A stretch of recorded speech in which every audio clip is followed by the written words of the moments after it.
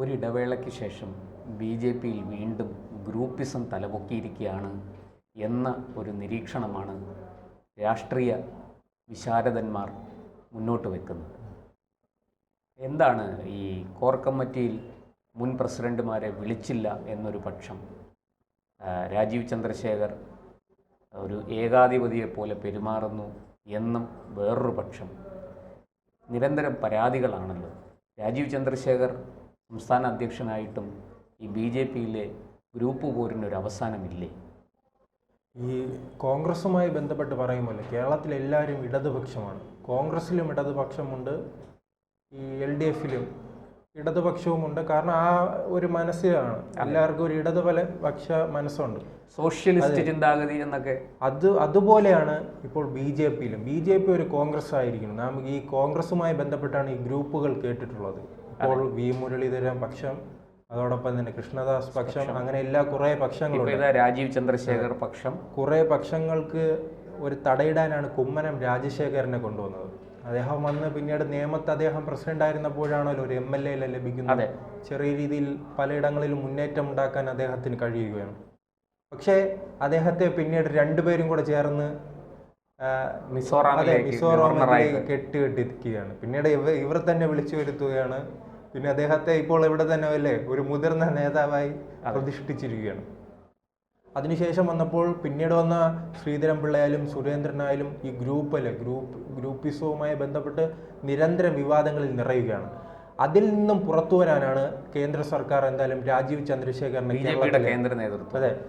കേന്ദ്ര നേതൃത്വം കേരളത്തിലേക്ക് എത്തിക്കുകയും അദ്ദേഹം വലിയ പ്രതീക്ഷയോടെ വരികയാണ്. മാധ്യമങ്ങളിലും പ്രവർത്തകരിലെല്ലാം വലിയ ആവേശമുണ്ടാകുന്നു.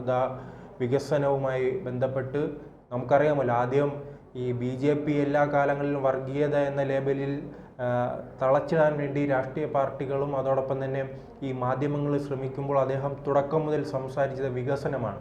ഈ വികസനം സംസാരിച്ചു വന്നപ്പോൾ വലിയ രീതിയിൽ തന്നെ യുവാക്കൾക്കിടയിലും സ്ത്രീകൾക്കിടയിലും വലിയ സ്വാധീനം ഉണ്ടാക്കാൻ അദ്ദേഹത്തിന് കഴിഞ്ഞിട്ടുണ്ട്. അത് നാം കഴിഞ്ഞില്ലെന്ന് പറയാൻ കഴിയില്ല. ഇന്നലെ തന്നെ സുരേന്ദ്രൻ പറയുകയാണല്ലോ, വികസനം മാത്രം പറഞ്ഞ്, അങ്ങനെ ഒരു വാർത്ത വരുന്നുണ്ട് കോർ കമ്മിറ്റിയിൽ, വികസനം മാത്രം പറഞ്ഞ് ബി.ജെ.പിക്ക് മുന്നേറാൻ കഴിയില്ല. നിലമ്പൂരിൽ നാം കണ്ടതില്ലേ, ദൈനംദിന രാഷ്ട്രീയം, ജനകീയ പ്രശ്നങ്ങൾ ഇതൊക്കെ ഏറ്റെടുക്കാതെ ബി.ജെ.പിക്ക് നല്ല ഒരു രാഷ്ട്രീയ പാർട്ടിക്കും മുന്നോട്ട് പോകാൻ സാധിക്കില്ല. ജനങ്ങളുടെ പ്രശ്നങ്ങൾ അടിസ്ഥാനപരമായി അതിനെ നമ്മൾ എങ്ങനെ കൈകാര്യം ചെയ്യുന്നു, അതിനെ എങ്ങനെ നേരിടുന്നു, അവരുടെ വെല്ലുവിളികൾ, അവർ അനുഭവിക്കുന്ന വെല്ലുവിളികൾ, അതിനെ നമ്മൾ എങ്ങനെ പരിഹരിക്കുന്നു, ഇതൊക്കെ രാഷ്ട്രീയത്തിൽ ഒഴിച്ചുകൂടാനാകാത്തതാണ്.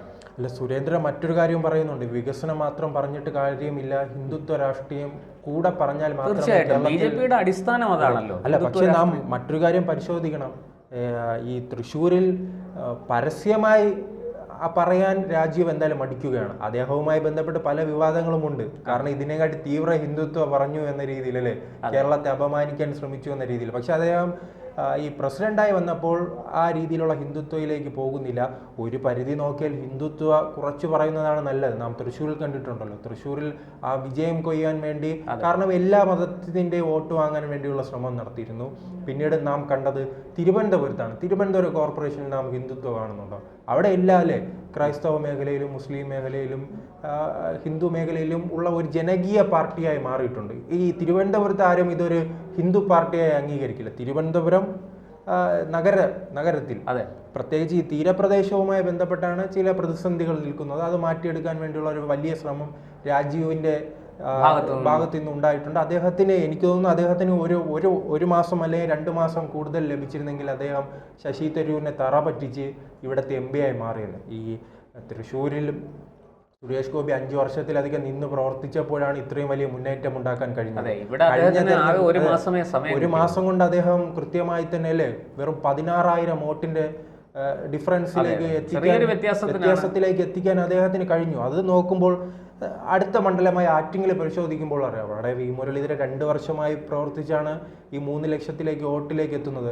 കഴിഞ്ഞ തെരഞ്ഞെടുപ്പിൽ നാം തിരുവനന്തപുരം പരിശോധിക്കുകയാണ്, 1 ലക്ഷം വോട്ടിന് പുറകിലായിരുന്നു. ഈ 1 ലക്ഷം വോട്ടിൽ പുറകിരുന്ന സ്ഥലത്തായിരുന്നു ഈ രാജീവ് ചന്ദ്രശേഖർ വരുമ്പോൾ ഈ പന്ന്യം രവീന്ദ്രനും ഈ ശശി തരൂരും രാജീവുമായുള്ള പോരാട്ടത്തിൽ രാജീവ് 3ാം സ്ഥാനത്തിലേക്ക് പോകുമെന്നാണ് പല രാഷ്ട്രീയ നിരീക്ഷകരും പറഞ്ഞിരുന്നത്.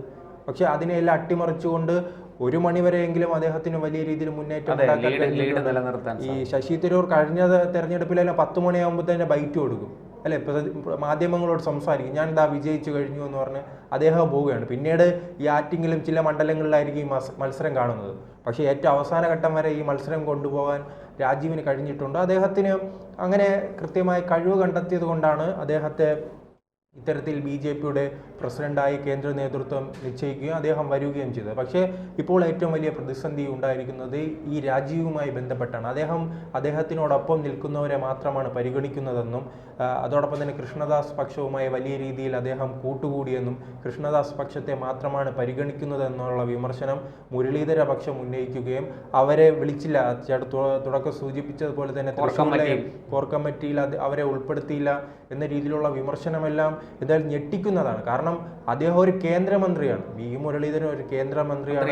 അദ്ദേഹം പ്രസിഡന്റ് ആയിരിക്കുമ്പോഴാണ് കേരളത്തിൽ BJPക്ക് ഒരു പേര് ലഭിക്കുന്നത് തന്നെ അല്ലേ, അല്ലാതെ കോൺഗ്രസുമായി മുന്നേറുന്നത് ആ കാലത്താണ്. 2009 മുതലാണ് BJPക്ക് കേരളത്തിൽ ഒരു പ്രസക്തി ഉണ്ടായത്.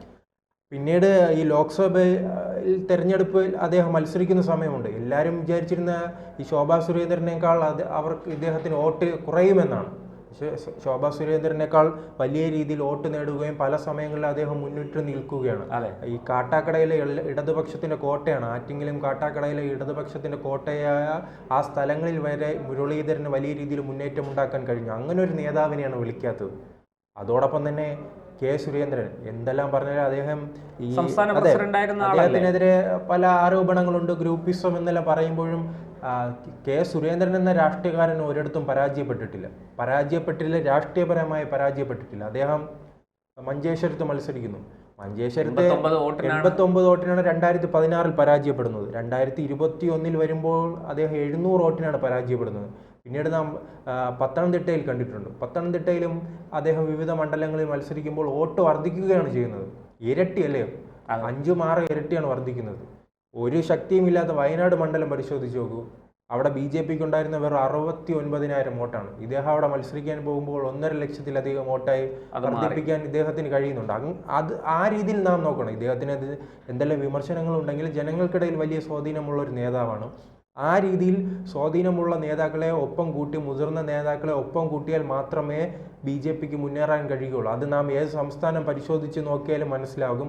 എല്ലാ സംസ്ഥാനങ്ങളിലും BJP പുതിയ നേതൃത്വം വരുമ്പോൾ പഴയ നേതൃത്വത്തെ ഒപ്പം കൂട്ടിയാണ് മുന്നേറിയിട്ടുള്ളത്. അത് നാം ഒറീസയിൽ കണ്ടിട്ടുണ്ട്, തെലങ്കാനയിൽ കണ്ടു, കർണാടകയിൽ കണ്ടിട്ടുണ്ട്, ഹരിയാനയിൽ കണ്ടിട്ടുണ്ട്, ത്രിപുരയിൽ കണ്ടിട്ടുണ്ട്. ഇത് ഞാൻ പറയുന്നത് BJPക്ക് ഒരു 10 വർഷത്തിനിടയിൽ വളർച്ചയുണ്ടായ സംസ്ഥാനങ്ങൾ മാത്രമാണ്. ഒറീസയാണ് അതിൽ ഏറ്റവും വലിയ ഉദാഹരണം. ഒറീസയിൽ ഒരു കാലത്ത് BJDയുടെ പിന്നിൽ നിന്ന പാർട്ടിയാണ്, അവരുടെ പുതിയ നേതാക്കളെയും പഴയ നേതാക്കളെയും ഒറ്റക്കെട്ടായി അണിനിരത്തി അവർ അധികാരത്തിലേക്ക് വരികയാണ്. തെലങ്കാനയിലെ അധികാര കസേരയിലേക്ക് അവർ നടന്നു നീങ്ങുകയാണ്. അത് നമ്മുടെ ലോക്സഭാ തെരഞ്ഞെടുപ്പിലുണ്ടായ മുന്നേറ്റം തന്നെ. ആദ്യം 0 സീറ്റായിരുന്നു, 0 സീറ്റായിരുന്നു 2014. അത് പിന്നീട് 4 ആകുന്നു, 4-ൽ നിന്ന് ഇപ്പോൾ 8 ആകുന്നു. ആ രീതിയിലുള്ള കൃത്യമായ വളർച്ച കാണിക്കുന്ന ഒരു സംസ്ഥാനമാണ് തെലങ്കാന. പിന്നീട് നാം ഹരിയാന കണ്ടിട്ടുണ്ട്. ഹരിയാനയിലും ഇത്തരത്തിലായിരുന്നു. ത്രിപുരയിലും ഈ രീതിയിൽ ഒരു മുന്നേറ്റം ഉണ്ടാക്കാൻ പാർട്ടിക്ക് കഴിഞ്ഞു. ആസാമിൽ ഉൾപ്പെടെ നരേന്ദ്രമോദി സർക്കാർ വന്നതിന് ശേഷമാണ് ഈ സംസ്ഥാനങ്ങളിലേക്കെല്ലാം BJPക്ക് കടന്നു വരാൻ കഴിഞ്ഞത്. ആ രീതിയിൽ നരേന്ദ്രമോദിയുടെ ഈ തരംഗവും അതോടൊപ്പം തന്നെ മറ്റു പ്രവർത്തനങ്ങളും കൃത്യമായി കേരളത്തിലെ ജനങ്ങൾക്ക് മുന്നിൽ എത്തിച്ച് കൃത്യമായി അടിത്തറയുണ്ടെങ്കിൽ ഇവർക്ക് ജയിച്ചു കയറാൻ കഴിയും. പക്ഷെ നിരന്തരം ഈ വാർത്തകളിൽ നിറയുന്നതാണ് തമ്മിലടിയാണ്.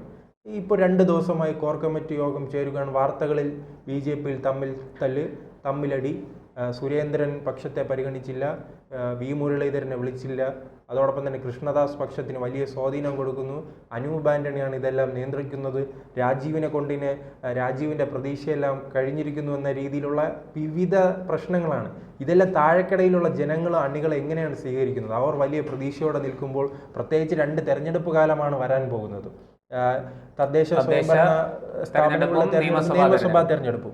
BJPക്ക് മുന്നേറുകയാണെങ്കിൽ ഈ ഘട്ടത്തിലേ കഴിയുകയുള്ളൂ. അല്ലാതെ ഇനി വീണ്ടും 2029 ലോക്സഭാ തെരഞ്ഞെടുപ്പ് വരും. ആ തെരഞ്ഞെടുപ്പിന് ഒരുങ്ങണമെങ്കിൽ ഈ ഇത്രയും ഈ 2 തെരഞ്ഞെടുപ്പുകളിലും തങ്ങളുടെ ശക്തി തെളിയിച്ചാൽ മാത്രമേ BJPക്ക് മുന്നോട്ട് പോകാൻ സാധിക്കുകയുള്ളൂ.